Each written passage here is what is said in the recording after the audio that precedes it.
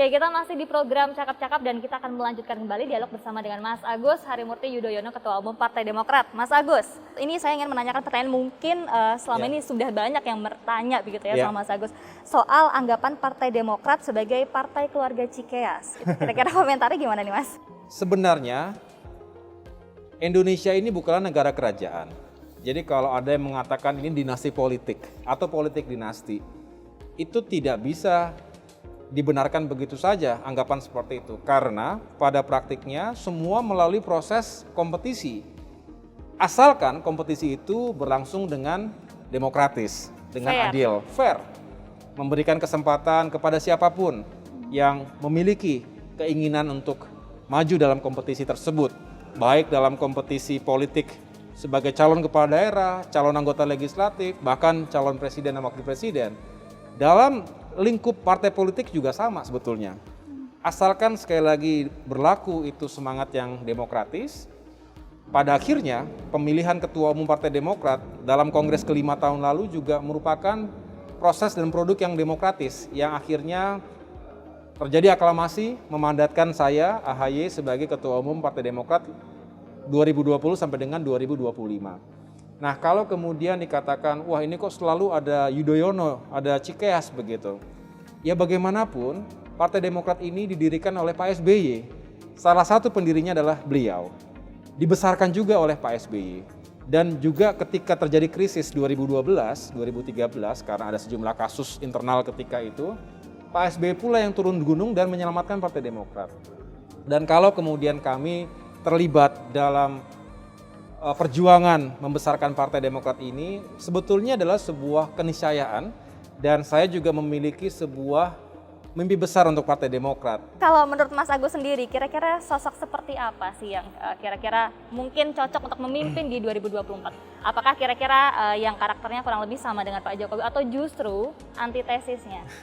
Ini pandangan pribadi nih Mas, gimana? Wah, pertanyaannya jebakan Batman ini. Jadi kalau menurut saya, setiap pemimpin itu punya kelebihan dan kekurangan masing-masing. Setiap pemimpin punya masanya, setiap masa punya pemimpinnya. Jadi memang tidak semudah seolah yang berlaku itu politik antitesa saja. Artinya setelah sekian periode orang akan mencari yang berlawanan karakternya dibandingkan sebelumnya.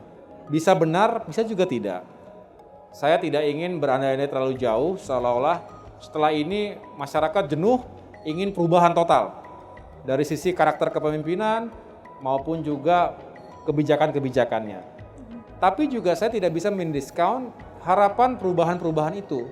Jadi bagi saya, be yourself, kemudian masyarakat juga senang yang genuine, tidak senang yang dipoles terlalu berlebihan. Mereka ingin tahu what's on your mind. Kemudian apakah yang diucapkan sama dengan yang dilakukannya? Selebihnya ya milik sejarah.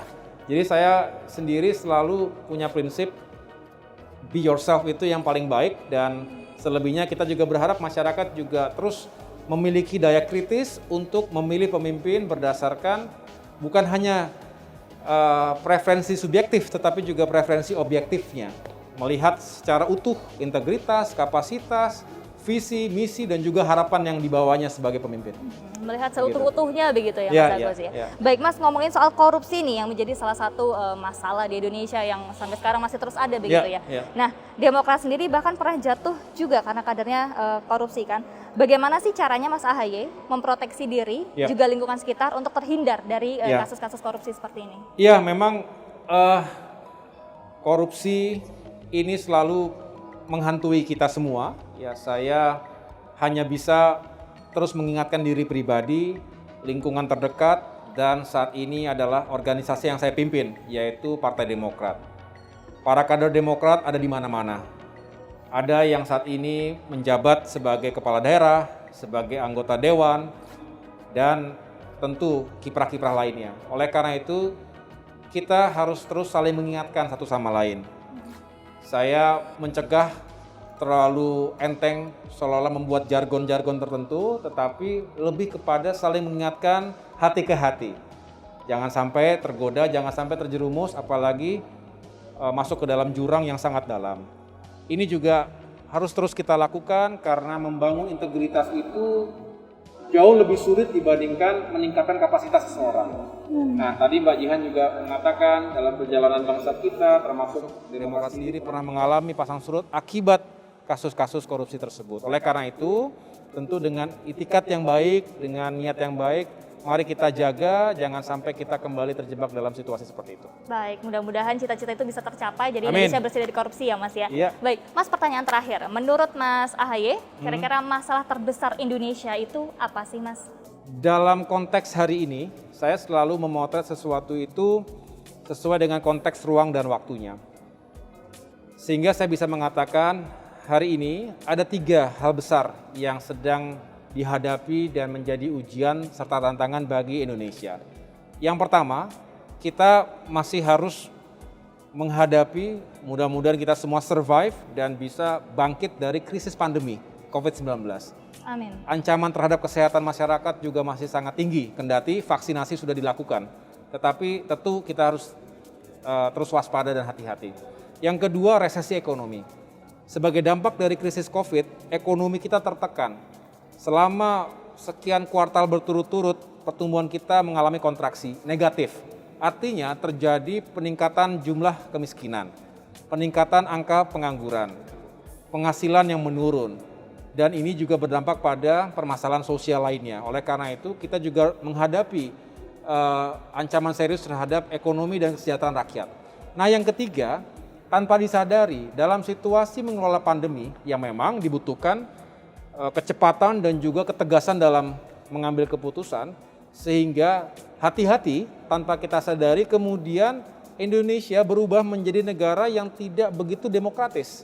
Dan ini tidak hanya terjadi di Indonesia, tetapi di berbagai kalangan, berbagai negara di dunia, itu juga semacam kemunduran demokrasi, democratic regress, kemunduran demokrasi akibat seolah-olah semuanya sekarang harus terkonsentrasikan di pusat, sehingga banyak yang kehilangan otoritasnya.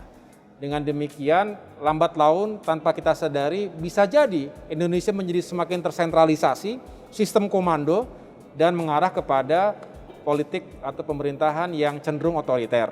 Ini harus kita cegah bersama. Baik. Memang tidak mudah, tetapi saya masih punya harapan ke depan Optimis. kita bisa survive menghadapi krisis pandemi COVID-19, kesehatan kita terjaga, ekonomi kita bisa pulih dan bangkit, dan yang terakhir, demokrasi juga bisa kita rawat dan kita jaga selamanya.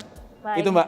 Mudah-mudahan ini bisa menjadi kerja keras kita bersama lah, nggak hanya beberapa pihak saja, tapi memang kita semua bersatu padu untuk bisa mengembalikan Indonesia menjadi lebih baik lagi. Terima kasih Mas Terima Agus kasih Mbak Jihan atas waktunya.